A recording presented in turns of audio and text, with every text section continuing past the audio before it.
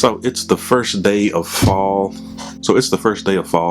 My battery is gonna die. It's the first day of fall, unless you're in Texas, and then it's summer part 2. It's going to be 90 degrees all this week, and I believe if the trend continues, this will be the hottest September on record. So while everybody's putting out their fall list, I'm going to recap the summer and tell you about the 5 most worn fragrances by me this summer.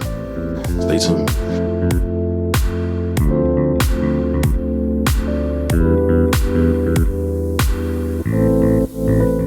If this is your first time finding me, please like and subscribe. I talk about some of the absolute best fragrances on the market for men and women in 10 pulse points or less. Without further ado, let's get into it.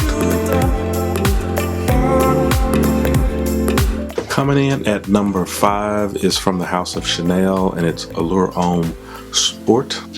I actually bought it and put it on the shelf and didn't wear it for a long period of time. It kind of fell in this odd limbo state where it was a sport fragrance, but it was heavier than all the other sport fragrances. So usually sport fragrance is going to be light, summer, spring, and I actually didn't wear it that much because I thought it was a little heavier, too heavy for the summer months. And so I just decided this summer to break it out and just to see how it works, and actually did very good, especially wearing it to work. One thing is with Chanel, you're going to get quality, not quality as in, high-end natural smelling ingredients, but performance. You're going to get I typically get between 8 and 12 hours with this, which is going to last me through a solid work day. So this takes the DNA of the original and gives it a little modern tinge. This does have some aldehydes in it,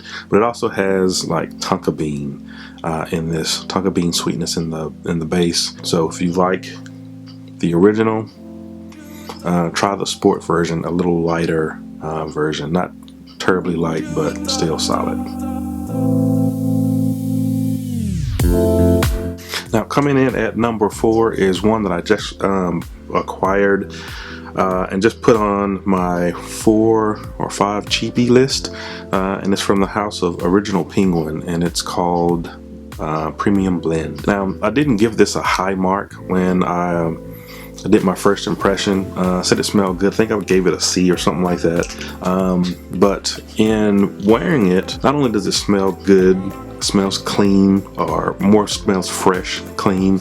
It gets you through an entire workday. It's for a fragrance that's under 20 bucks. That takes the value of this one way up. And even with that, still get compliments out of it. The wife loves it. Got a couple compliments at work with this.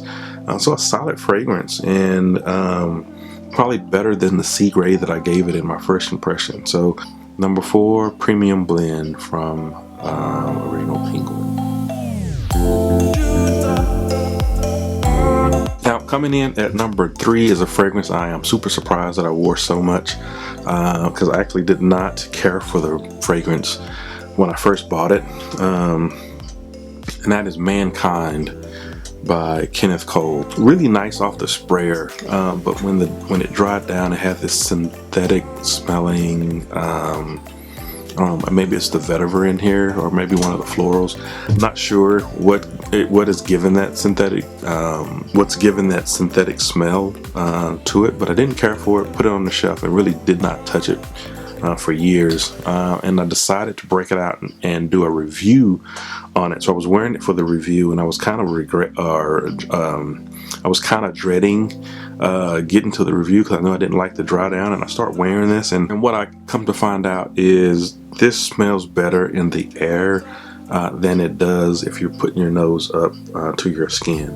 Doing side-by-side comparisons with other fragrances, getting feedback. This one actually did really well as far as compliments from others, and actually has better performance than L'Homme, which is one of the reasons I bought this, was looking for a replacement to L'Homme, finding something that performs a little better, and for that matter, it actually does perform a little better. I don't think it smells as good as YSL's L'Homme, But if you like L'Homme, you may actually be able to get away with this one. L'Homme is still one of those that's, even on the secondary market, is probably a little bit more expensive than a lot of other fragrances.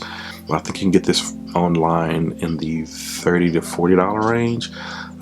So for that, I actually like this fragrance. Number 3, Mankind by Kenneth.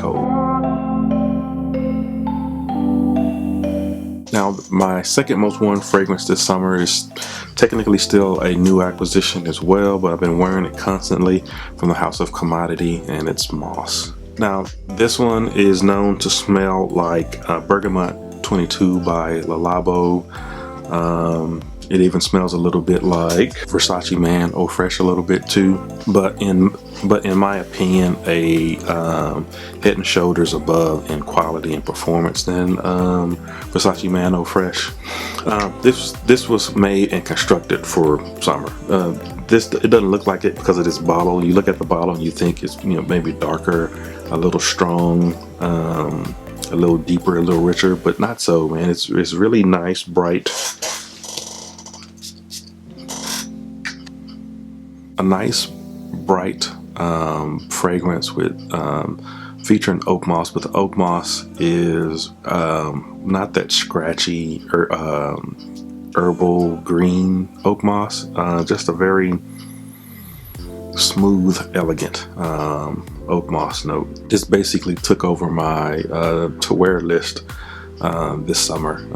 Really wearing the mess out of that, lasting all day. Just a staple this summer, work, casual, and other.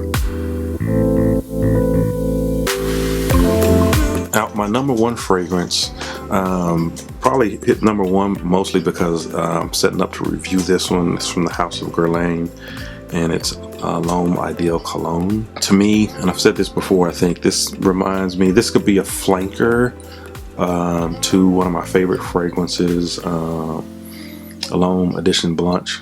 It's just a smooth, almost creamy almond-like citrus. Performance on that is lights out on my skin all day. Projects, compliments, smell, everything is top notch with this particular scent, L'Homme Ideal Cologne. So, just a quick recap of the things that I wore this summer the most. Let me know what you guys wore this summer, if you have any opinions about these fragrances that I've worn, and I will see you guys in the next video. Peace.